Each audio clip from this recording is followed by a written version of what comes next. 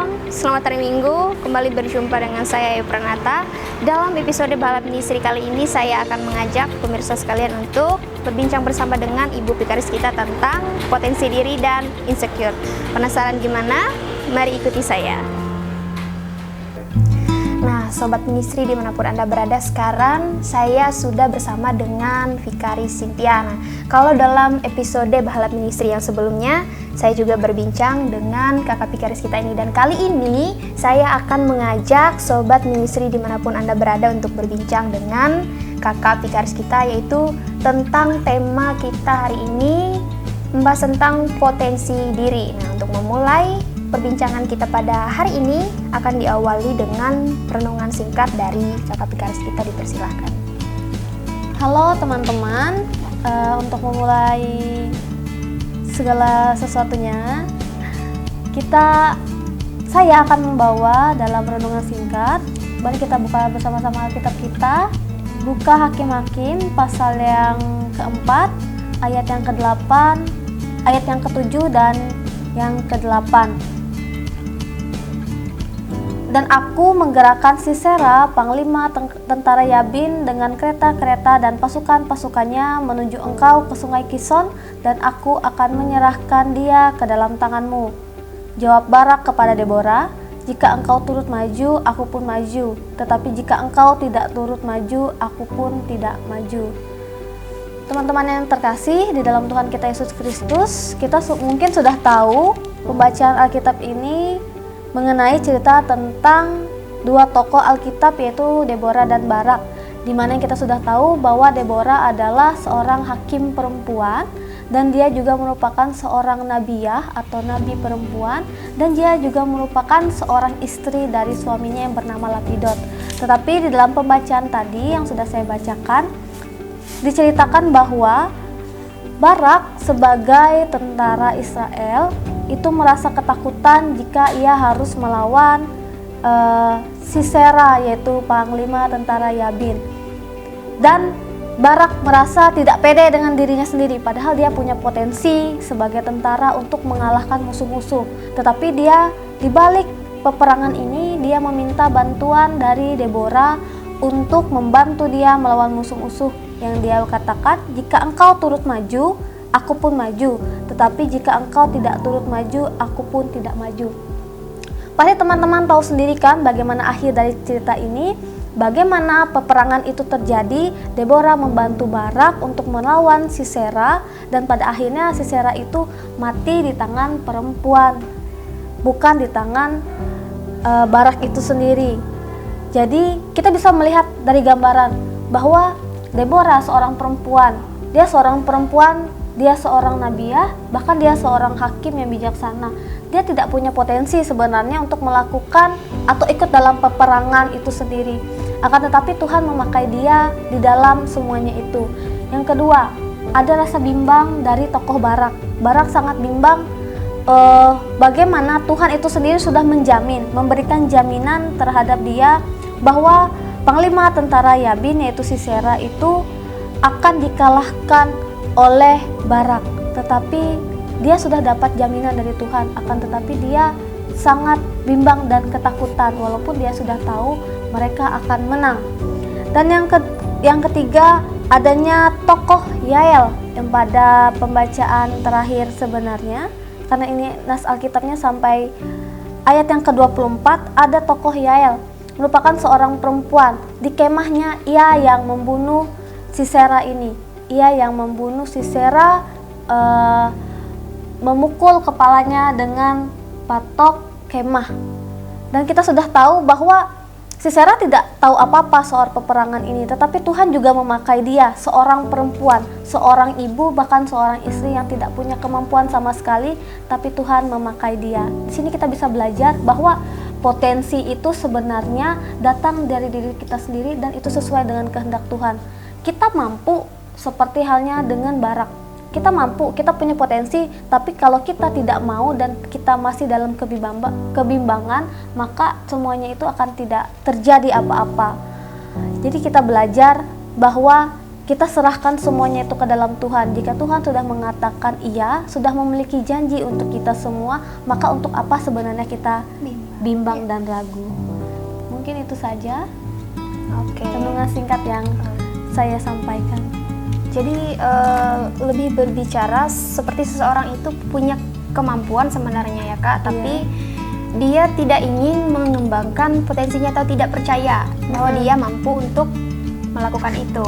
Benar sekali. Boleh nggak sih kakak memberikan atau bercerita mengenai pengalaman kakak tentang bagaimana kakak sebelumnya pernah nggak sih kayak nggak pede dengan potensi yang dimiliki sampai akhirnya bisa seperti sekarang inilah ya kayak gitu seperti itu. Kalau untuk berbagi pengalaman itu sendiri, jujur dulu tidak pede untuk berbicara di depan banyak orang. Pertama kali untuk terjun ke dunia bagaimana harus melayani pertama kali itu melayani anak-anak sekolah minggu. Itu kira-kira kelas 1 atau kelas 2 SMP. Dan itu bukan karena keinginan hati sebenarnya, tapi karena paksaan diminta untuk ikut menjadi guru sekolah minggu di gereja. Tapi lambat laun, yang awalnya menjadi guru sekolah minggu hanya di belakang, ikut tepuk tangan saja, lambat laun diminta untuk membawakan puji-pujian, diminta untuk membawakan cerita. Tetapi masih ada ketidakpedean. Yang pertama, saya tidak pede berbicara di depan banyak orang. Yang kedua, saya merasa bahwa ada saja yang kurang di dalam saya menyampaikan sesuatu, entah itu dalam isinya ataupun karena kurangnya bagaimana saya kan tidak bisa menyebut R. Sangat kalau lama berbicara akan terdengar cadel.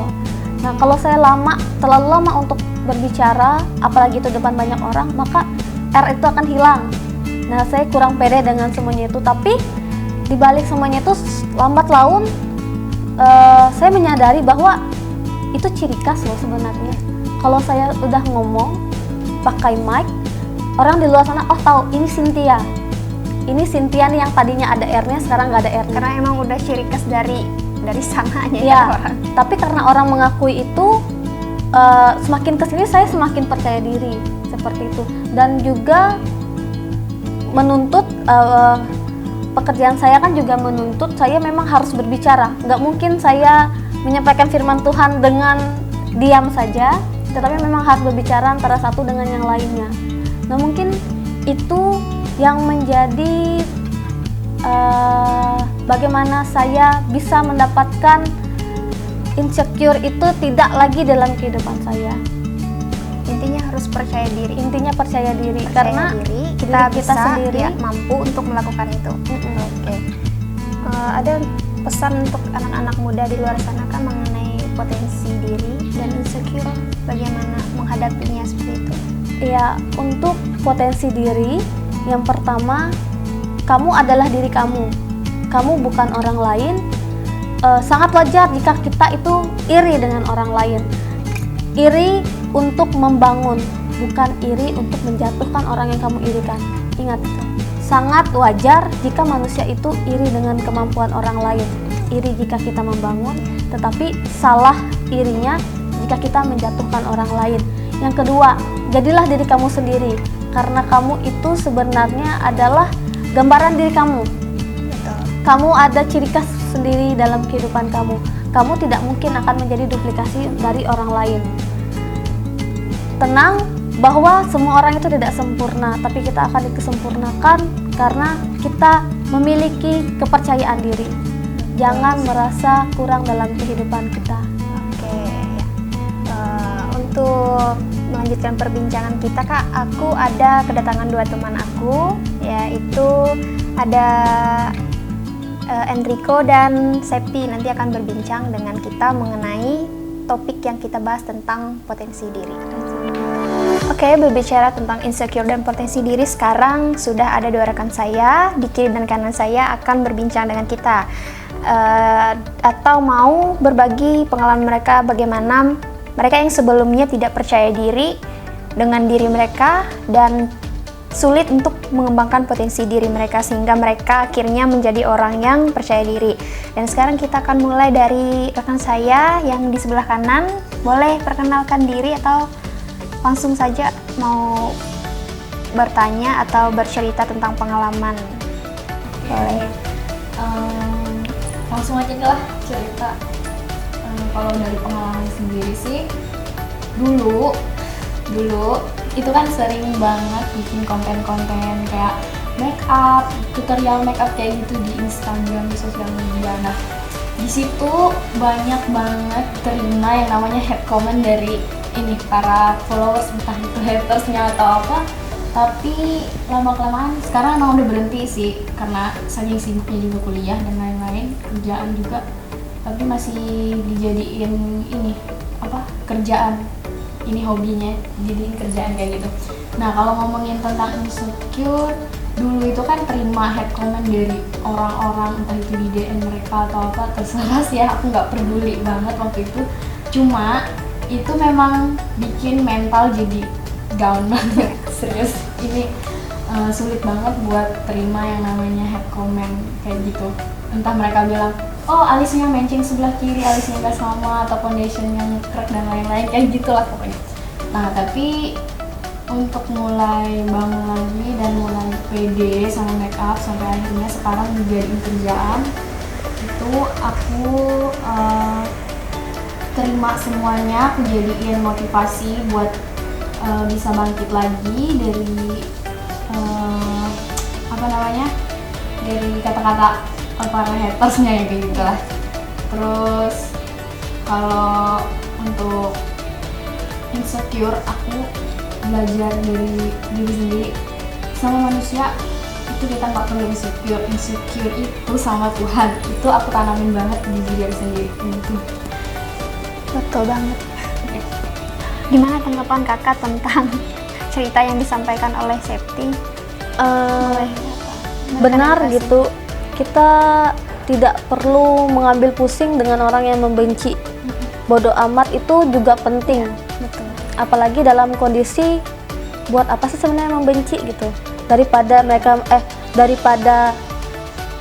kamu membenci balik, lebih baik ya bodoh amat seperti itu. Dan itu memang sebenarnya pilihan yang tepat. Bagaimana ada hate comment benar, itu bikin down mental. Pertama memang bikin down mental, yang kedua adanya ketidakpedean kembali. Akan tetapi Septi bisa untuk mengatasinya itu dengan ya bodoh amat tadi itu sendiri. Bagaimana dia menyerahkan bahwa toh bukan mereka juga kok yang menjalani benar, bukan mereka juga kok yang buat aku menjadi seperti ini. Ya aku jadi seperti ini kan karena aku dan karena Tuhan yang membantu, seperti itu. Jadi penting juga untuk teman-teman bahwa bodoh amat itu kadang-kala bisa kita gunakan dengan di posisi yang benar.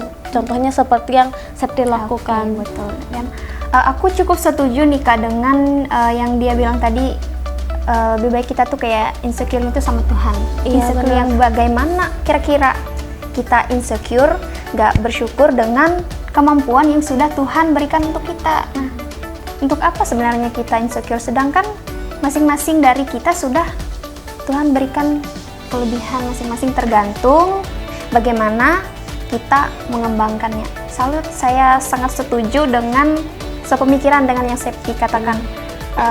Mungkin ada lagi cerita yang lain tentang mengembangkan potensi diri, atau bagaimana cerita mau bertanya sama kakak Pikaris kita juga boleh. Kalau mengembangkan potensi, sejauh ini dari aku sendiri sih belajar terus. Contohnya kayak makeup ini kan sekarang aku benar-benar jadiin kerjaan, dipanggil buat makeup orang, itu aku jadiin kerjaan aku. Dan kalau mengembangin potensi, belajar. Sebenarnya makeup aku sendiri kalau soal makeup itu nggak pernah kursus dan lain-lain, itu cuma benar-benar otodidak. Karena dulu itu sering banget ikut yang namanya kayak grup-grup beauty kayak gitu. Jadi belajar juga dari teman-teman yang lain. Dan selanjutnya itu tergantung kita mau belajar tekad kita gimana, dan tekun lah yang pasti. Kayak gitu aja sih. Oke. Oke, sekarang kita beralih ke rekan saya yang ada di kiri saya. Mungkin mau bercerita tentang pengalamannya, pernah insecure dengan apa atau bagaimana bisa, atau mau bertanya dengan kakak Pikaris kita juga boleh. Silakan Mas. Shalom, perkenalkan nama saya Enrico Kusinabel. Saya ingin bercerita sedikit tentang pengalaman saya secara pribadi dalam menghadapi insecure yang pernah saya alami. Seperti yang kita ketahui bahwa insecure itu merupakan rasa ketakutan yang sangat berlebihan terhadap suatu apapun, termasuk dengan potensi yang kita miliki. Dan itu rasa insecure itu dapat berakibat yang sangat fatal bagi kehidupan kita. Kehidupan kita tidak dapat maju dan kehidupan kita pun tidak dapat tertata dengan rapi di kemudian hari. Awal mulanya itu pada saat saya SD. Jadi pada saat saya SD dulu sangat tidak bergaul dengan kebanyakan orang seperti yang lainnya.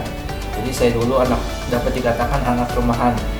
Ya, jadi pada saat Sulit bergaul gitu. ya sangat susah bergaul. Pada saat saya SD pun saya selalu di rumah. Sedangkan kawan-kawan yang lain sore itu main bola di lapangan. Nah, jadi singkat cerita berlanjut pada saat saya SMP. Pada saat saya SMP itu saya dipercayakan untuk menjadi wakil ketua kelas dulu. Jadi saya disuruh guru untuk mengkoordinasi di kelas. Pada saat itu saya bingung saya harus ngapain. Jadi saya berusaha, tapi saya tetap insecure terhadap diri saya sendiri. Saya tidak mampu, saya katakan demikian di dalam diri saya. Karena saya mendapatkan pengalaman baru pertama kali memimpin kelas. Singkat cerita juga berlanjut pada saat saya SMA. Pada saat saya SMA, saya dipercayakan untuk menjadi ketua tim bulu tangkis di SMA Negeri 2 Palangkaraya. Di situ saya juga mengalami suatu insecure untuk memimpin anak-anak yang lainnya juga. Pada saat saya kelas 2 SMA, ada salah satu mata pelajaran sosiologi. Jadi Bapak yang mengajar kami itu memberikan pelajaran tentang pidato kenegaraan. Jadi saya mendapatkan kesempatan untuk maju ke depan kelas berpidato. Awalnya saya gugup, saya bingung harus ngapain. Jadi saya mengutarakan apa yang ada di kepala saya, lalu pada saat pelajaran itu selesai, beliau menyampaikan kepada saya bahwa saya ini memiliki potensi untuk berpidato.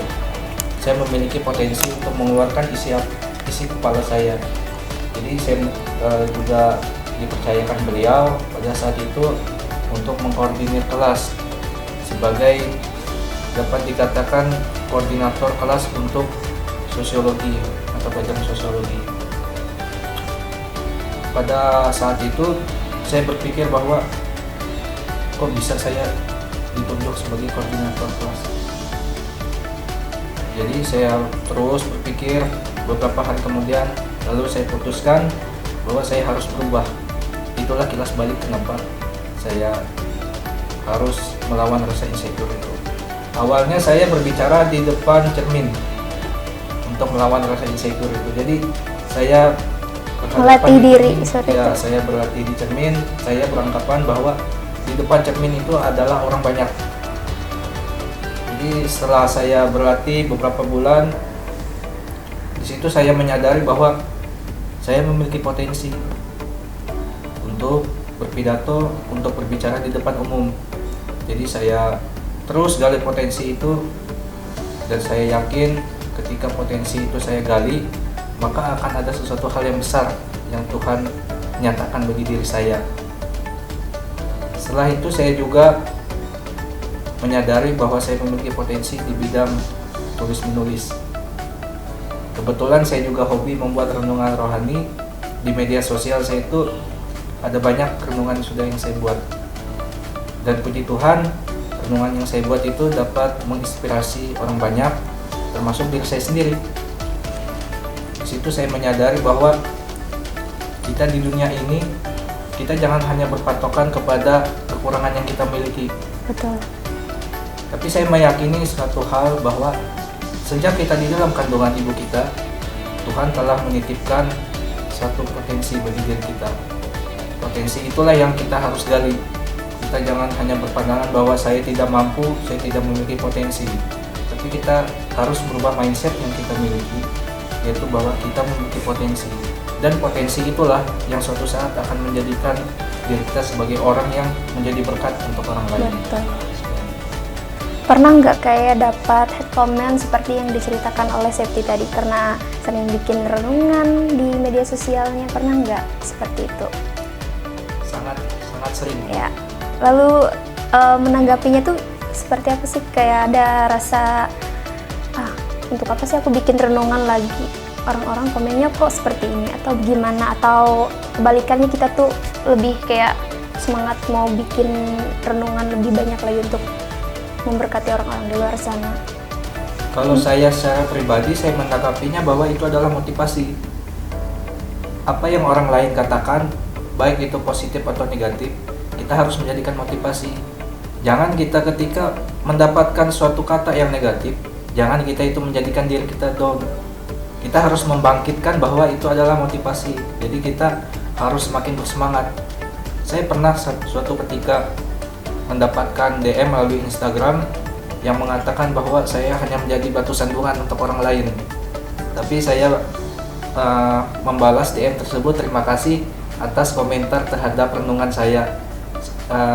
Komentar itu akan menjadikan saya sebagai seseorang yang lebih berguna lagi ke depannya, dan itu akan menjadikan motivasi bagi diri saya untuk senantiasa menjadi berkat untuk orang lain. Oke. Jadi lebih kayak ke bodo amat ya tadi Kak? Lebih kayak ke bodo amat.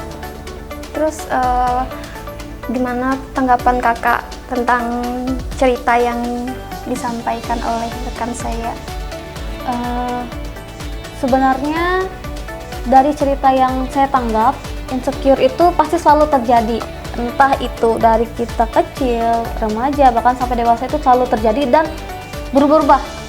Contoh, kita mungkin selalu iri, wah kenapa dia cantik, saya enggak. Kenapa dia matanya sipit, saya belum. Tapi kita nggak menyadari kalau orang itu juga mungkin, kenapa lah saya sipit. Yang kita tahu kayak orang di Jepang dan Korea pengen ada lipatan mata, sedangkan orang Indonesia pengen sipit kayak orang Cina. Jadi sebenarnya insecure ini, ketidakpedean ini pasti selalu terjadi dan itu pasti setiap hari kita rasakan. Betul. Tapi bagaimana, seperti kata Enrico tadi benar, bahwa itu tuh sebagai motivasi, entah itu bukan hanya dari masalah segi fisik atau dari segi pendidikan. Kadang kita merasa juga kita kurang pede, kenapa saya lambat lulus daripada orang lain, kenapa saya tidak bisa melakukan ini sedangkan dia bisa. Itu pasti kita rasakan itu tiap-tiap hari. Kita melihat orang lain sebagai contoh, tapi kita tidak tahu apa yang dia lakukan di dalam hingga akhirnya dia mencapai titik itu. Kalau kita mau, ya sebenarnya seperti Enrico tadi, dia mendapat hate comment atau ada orang DM yang bawa mengatakan jangan jadi batu sandungan, seperti itu, jangan jadi batu sandungan. Tapi apa yang dia perbuat, dia tetap melakukan hal baik selagi itu tidak menjadi kesalahan bagi dia, setidak itu tidak menjadi bagaimana sebenarnya yang dia lakukan itu kebaikan. Dan itu menjadi manfaat buat orang, bahkan orang yang membaca dari renungan-renungan yang dia buat di media sosial. Kalau untuk membahas tentang insecure itu panjang sebenarnya, tapi bagaimana tiap-tiap pribadi orang itu tuh bersyukur atas apa yang ada dirinya. Potensi orang itu beda-beda. Seperti Enrico bisa bermain bulu tangkis, belum tentu orang di luar sana bisa sehebat Enrico. Tetapi ada lagi orang yang lebih hebat dari Enrico main bulu tangkis kan di luar sana. Orang itu bermacam-macam, tapi bagaimana kita mensyukurinya itu, yaitu adalah cara kita masing-masing. Bagaimana kita mau tetap berjuang, bagaimana kita tetap terus bekerja keras, itu tergantung dari kita. Yang salah adalah insecure tapi kita tidak mau berubah. Betul. Kita merasa aku nggak bisa ini, aku tidak pandai seperti orang, aku tidak bisa berbicara di depan banyak orang, tapi dia tidak mau melatih diri. Tapi kita mendengar dari cerita Enrico tadi, dia insecure tapi dia melatih diri. Nah, itu yang benar. Oke Kak, kalau bos bisa aku juga hampir sama dengan apa yang Enrico ceritakan, pernah juga mengalami hal yang demikian. Nah, kan aku juga tipe orang yang sangat susah untuk berbicara di depan orang banyak, apalagi berbicara di depan kamera seperti ini. Nah, singkat cerita, sempat merasa bingung, apakah aku ini bisa ngomong seperti ini? Kok disuruh seperti ini, sedangkan aku ini rasanya nggak punya deh potensi untuk melakukan hal ini. Tapi selama-kelamaan, oh jalani aja, pasti aku ini bisa.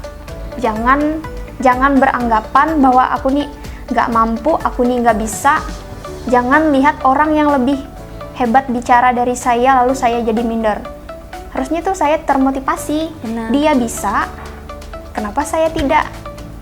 Kenapa dia bisa? Karena dia mau belajar seperti itu. Jadi saya merasa bahwa saya juga bisa seperti mereka. Saya jangan minder, saya mau mengembangkan potensi yang saya punya. Percaya diri. Percaya diri bahwa saya bisa memberikan apa ya, kayak semangat ke diri sendiri tuh Kak. Seperti itu. Aku bisa melakukan ini, dan kita tuh nggak lepas ya dari yang namanya kesalahan. Dalam melakukan segala sesuatu namanya juga kita belajar, dan itu yang akan memproses kita untuk lebih baik dalam mengerjakan segala sesuatu. Dan aku percaya kalau kita mau mengembangkan potensi kita, nggak minder, kita bisa kok menjadi orang yang maju. Saya merasakan hal itu, saya merasakannya. Oke, jadi untuk anak-anak muda yang di luar sana, tetap jadi dirimu sendiri, jangan insecure. Apapun potensi yang kamu punya, jangan pernah merasa potensi itu tuh gitu-gitu aja. Kita semua berharga, kita semua memiliki kelebihan masing-masing. Apa yang ada dalam diri kita, itu nggak ada di diri orang lain. Begitupun sebaliknya, kita harus sibuk dengan diri kita sendiri.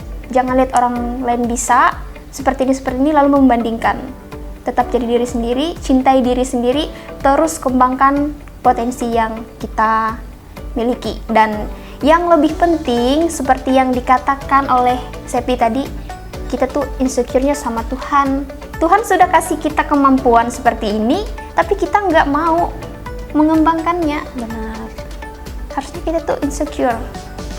Ada kok orang di luar sana yang mau, aku pengen deh bisa seperti dia, bisa pandai bicara, hebat, main bulu tangkis kayak Enrico tadi, bisa make upan tadi, kayak aku contohnya, aku pengen kok bisa pintar make up kayak Septi, seperti itu. Nah, itulah salah satu contohnya. Apa yang nggak ada di diri aku, ada di diri Septi. Apa yang nggak ada di diri dia, ada di diri aku. Jadi itulah mengapa kita harus bersyukur dengan apa yang Tuhan percayakan dalam kehidupan kita. Oke, untuk Sobat Ministry, sampai berjumpa dalam episode selanjutnya. Selamat hari Minggu, Tuhan Yesus memberkati. Shalom.